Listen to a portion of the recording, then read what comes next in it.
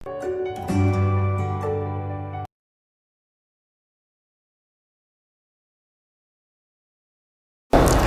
Morning student. बेटे स्वागत है आपका त्रिवेणी मेमोरियल सीनियर सेकेंडरी स्कूल की ऑनलाइन क्लासेस में। तो आज की कक्षा में मैं आपको आपकी हिंदी की रिमझिम की पाठ्य पुस्तक से कक्षा 5 के लिए पाठ 18 करवा रही हूं, जो कि आपका अंतिम पाठ है। इसका नाम है यानी कि इसका शीर्षक है चुनौती हिमालय की। तो शीर्षक से ही आपको पता चल रहा है कि जो हिमालय के बारे में किसी चुनौती के बारे में आपको बताया गया है, यानी कि हिमालय की चुनौती के बारे में इस पाठ में बताया जा रहा है। तो हम इस पाठ में देखेंगे कि हिमालय की तरफ कौन जा रहा है, हिमालय ने किसको चुनौती दी है या किसने हिमालय को चुनौती दी है, यानी चैलेंज किया है। ठीक है, तो बेटा ये कहानी नहीं है, लेख नहीं है, निबंध नहीं है, ठीक है, नाटक नहीं है, ये एक वृत्तांत है। अब वृत्तांत पहली बार मैं आपको करवा रही हूं। वृत्तांत क्या होता है बेटा?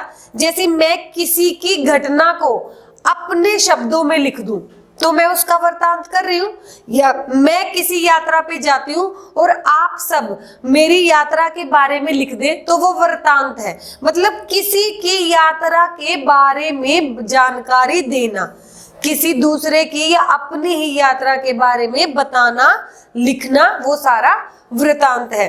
तो ये एक यात्रा के बारे में है। सबसे पहले उस वृत्तांत में पात्र कितने हैं, यानी चरित्र कितने हैं, कैरेक्टर कितने हैं? सबसे पहले जवाहरलाल, उसके बाद नवयुवक कुली। जब हम कहीं यात्रा करने जाते हैं तो हमारे पास वजन बहुत ज्यादा हो जाता है तो हमें कुली की आवश्यकता पड़ती है। उसके बाद है किशन। किशन एक गाइड है। पहले वो एक गडरिया था, यानी भेड़ बकरियों को चराता था, लेकिन जैसे उसने यहाँ ये देखा कि यहाँ लोग घूमने के लिए, यात्रा करने के लिए काफी अधिक आते हैं, तो उसने अपना भेड़ों को चराने का जो काम है वो रोककर गाइड का काम शुरू कर दिया। गाइड क्या होता है बेटा? गाइड ये होता है जिसको अपने एरिया यानी अपने इलाके के बारे में संपूर्ण ज्ञान हो कि कौन सी चीज कहाँ है, किसने बनवाई है, कब बनवाई है, क्यों बनवाई है। तो वो गाइड होता है। रास्तों के बारे में, इमारतों के बारे में उसे पूरी नॉलेज, पूरा ज्ञान होता है, तो वो एक गाइड है, उसका नाम किशन है। उसके बाद आ जाते हैं जवाहरलाल का भाई, यानी कि जवाहरलाल जो थे वो और एक उनका भाई, यानी कि इस वृत्तांत में जो यात्रा कर रहे हैं वो किसके बारे में है? 4 लोगों के बारे में है। पहला जवाहरलाल, दूसरा नवयुवक कुली, नवयुवक यानी जवान कुली था वो, किशन जो गाइड है और जवाहरलाल का भाई भी है, यानी कि ये दोनों तो भाई है, ये गाइड और ये कुली है। उसके बाद यहाँ यात्रा किसके बारे में है, कौन जा रहा है? अब हमें ये पता चल गया कौन जा रहा है, ये 4 जा रहे हैं। अब वृत्तांत शुरू कैसे होता है कि जो जवाहरलाल और उसका भाई है वो जो जिला पास से लेके, अब बेटा ये शहर का नाम है, ये पास का मतलब वो वाला पास नहीं, नजदीक वाला, जो जिला पास। देखो आपकी जब रिमझिम की पुस्तक का अंतिम जो पाठ है चुनौती हिमालय की, उसमें एक तस्वीर है, उस तस्वीर में एक बोर्ड है, बोर्ड पे लिखा हुआ है जो जिला पास। ठीक है, तो ये एक शहर का नाम है, एक स्टेशन का नाम है। तो जो जिला पास से लेके लद्दाख तक की ये जो यात्रा करने आए हैं, ठीक है, तो वहां पर उन्हें एक कुली मिलता है जो काफी जवान है।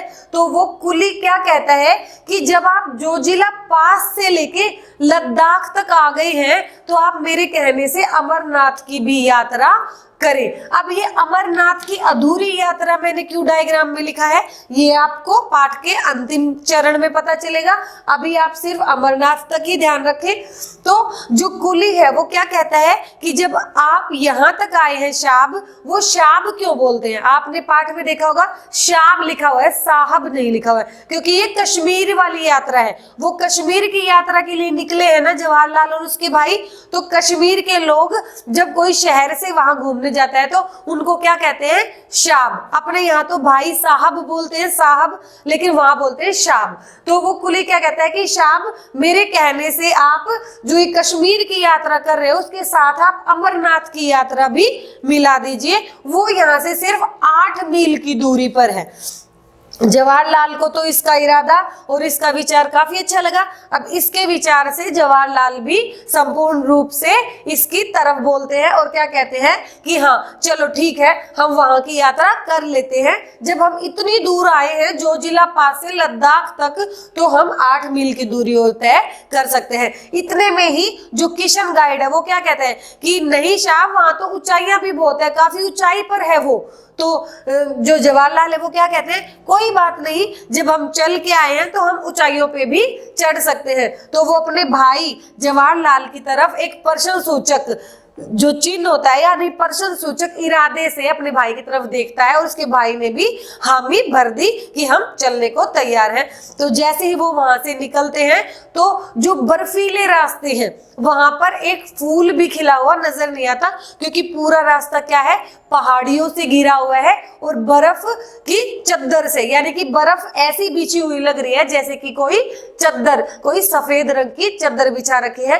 तो वो वहां पर चले जाते हैं, धीरे धीरे वो अपना रास्ता पार कर जाते हैं। लेकिन जैसे ही वो रास्ता उबड़ खाबड़ होना शुरू हो जाता है तो वो क्या करते हैं, एक रस्सी अपने से बांध लेते हैं चारों, क्योंकि ऐसी खतरनाक जगह पर क्या करते हैं, हम अपने कमर पे रस्सी बांध लेते हैं ताकि हमारा पैर अगर स्लिप कर जाए, हम फिसल जाए तो हम खाई में गिरने से बच सकते हैं, खड्डों में गिरने से बच सकते हैं, हमारा दूसरा साथी हमें बचा लेता है। तो इन चारों ने अपने कमर पर बेटा क्या बांध ली, रस्सी, जो कि सुरक्षा का प्रतीक है। तो उन्होंने रस्सी बांध ली और वो अपनी यात्रा को करते चले जाते हैं। यात्रा में क्या पहले तो काफी लंबी वो चढ़ाई करते हैं, लेकिन एक चढ़ाई पूर्ण होने के बाद में एक लंबा समतल मैदान आता है, जो दूर से तो ऐसा लग रहा था कि समतल है, लेकिन जब पास आते गए तो उसको उबड़ होने में देर नहीं लगी, क्योंकि वहां पर जो पहाड़ थे उन पहाड़ी चट्टानों पे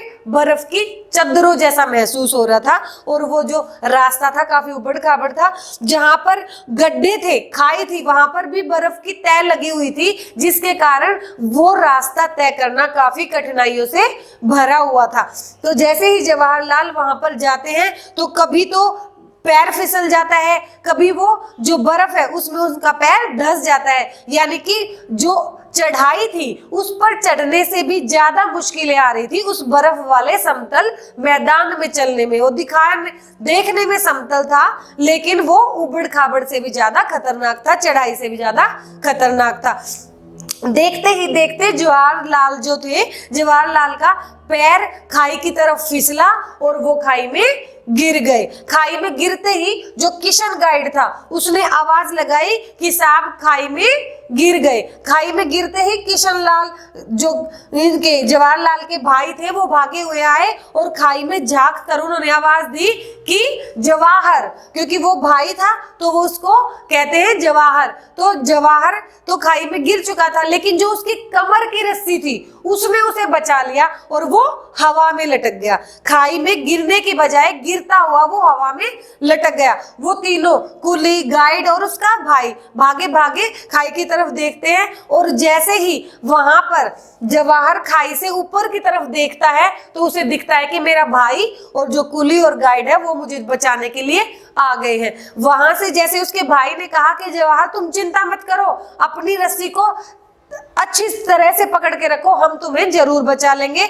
इस पर जवाहर ने भी उत्तर क्या दिया कि मैं बिल्कुल चिंता नहीं करूंगा, तुम सब मेरे साथ हो और तुम मुझे जरूर बचा लोगे।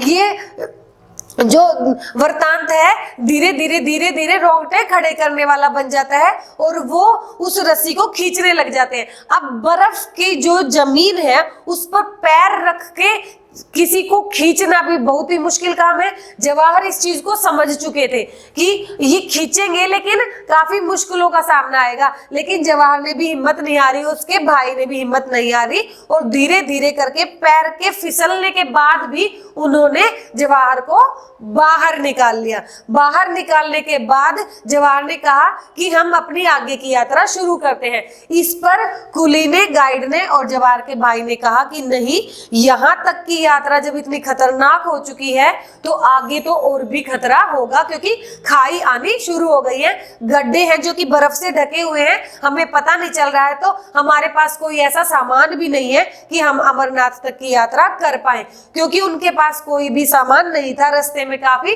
तकलीफें भी आ रही थी। तो इस पर जब उन तीनों की हामी उन्होंने भरी तो जवाहर को भी ये बात समझ आ गई कि ये ठीक कह रहे हैं, इससे आगे जाना और ज्यादा खतरनाक हो सकता है। और इसी प्रकार से मैंने यहाँ लिखा है कि अमरनाथ की अधूरी यात्रा। तो उन्होंने हिमालय की चुनौती को तो स्वीकार कर लिया, लेकिन अमरनाथ की यात्रा जो है जवाहरलाल की अधूरी ही रह गई, क्योंकि जब हम जमीन से ऊंचाइयों की तरफ जाते हैं तो काफी समय ऐसा आता है कि वहां ऑक्सीजन की भी कमी हो जाती है, जिसके कारण हमारी जो दिमाग की नसें हैं वो दर्द से भर उठती हैं। ऐसा ही उनके साथ भी हो रहा था। इसलिए उन्होंने क्या किया कि अमरनाथ की अधूरी यात्रा को छोड़ते हुए ही अपनी घर की तरफ यानी कि वहां जोजिला पास की तरफ वापसी कर ली और वो वहां चढ़ाई छोड़ के नीचे आ गए। और आज भी जवाहरलाल कहते हैं अपने वृत्तांत में कि आज भी उन्हें अमरनाथ की यात्रा के ख्वाब आते हैं, यानी कि उनकी वो यात्रा आज भी अधूरी है बेटा। तो मुझे उम्मीद है कि ये जो पाठ है आपको काफी अच्छा लगा होगा। इसके कुछ ही शब्दार्थ है जो मैं करवा देती हूँ। चुनौती किसी को किसी बात के लिए अपने आप को किसी बात के लिए तैयार कर लेना, किसी के सामने चुनौती रख देना होता है। अधूरी यानी कि आधी, यात्रा यानी सफर। जोजिला पास और लद्दाख दोनों ही शहर हैं, ठीक है। पात्र होते हैं चरित्र। वृत्तांत किसी के द्वारा बताई गई बातें यानी यात्रा का वर्णन, किसी के द्वारा बताई गई यात्रा का वर्णन। और ये सारे मैंने आपको बताए हैं। गाइड रास्ता दिखाने वाला, भाई जो आपका छोटा भाई या बड़ा भाई यानी भ्रातृ जिसको बोलते हैं। गाइड मैंने आपको बता दिया रास्ता दिखाने वाला। और कुली होता है सामान ढोने वाला। नवयुवक होता है जवान। अब यहीं से हम इसके प्रश्न उत्तर कर लेते हैं। चुनौती हिमालय की वृत्तांत में कितने पात्र थे? चुनौती हिमालय की वृत्तांत में 4 पात्र थे। जवाहरलाल, नवयुवक कुली, किशन गाइड और जवाहरलाल का भाई। चुनौती हिमालय की वृत्तांत में जो रास्ते थे वो किस प्रकार के थे? चुनौती हिमालय की वृत्तांत में जो रास्ते थे वो काफी उबड़ खाबड़ थे, जो कि बर्फ से ढके हुए थे। कुछ गड्ढे थे, कुछ खाइयां थी जो काफी गहरी थी और देखने में काफी खतरनाक नजर आ रही थी। तीसरा प्रश्न, क्या जवाहरलाल की अमरनाथ की यात्रा का सपना पूरा हुआ? नहीं, अमरनाथ की यात्रा का सपना जवाहरलाल का पूरा नहीं हुआ, क्योंकि यात्रा में इतने खतरनाक मोड़ आ गए थे कि उन्हें जबरन वापसी के रास्ते लेने पड़े। जवाहरलाल और उसके भाई ने कौन सी यात्रा के लिए अपने आप को तैयार किया था? जवाहरलाल और उसके भाई ने अमरनाथ की यात्रा के लिए तैयार किया था, लेकिन वो कश्मीर यात्रा करने के लिए आए थे। तो बेटे आपने देखा कि ये जो हमारा पाठ है ये एक वृत्तांत है और इसमें काफी बड़ी यात्रा के बारे में बताया गया है। इस वीडियो को देखने के बाद आप इसको अपनी पुस्तक से जरूर पढ़ें और मैं उम्मीद करती हूँ कि आप इसका लिखित अभ्यास भी करेंगे और अपने अभ्यास को स्वतः ही करेंगे। तो मुझे उम्मीद है कि ये आपको काफी अच्छा लगा होगा। ओके बेटा, थैंक यू।